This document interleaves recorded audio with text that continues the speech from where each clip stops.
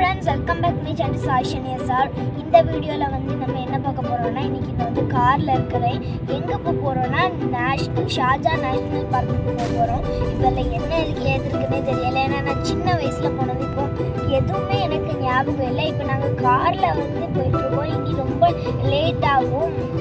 சேர் இருக்கனால வந்து எல்லாத்தையும் ஒரு ஹாய் சொல்லிட்டு அப்புறம் அங்க போன உடனே நம்ம மீட் பண்ணலாம்.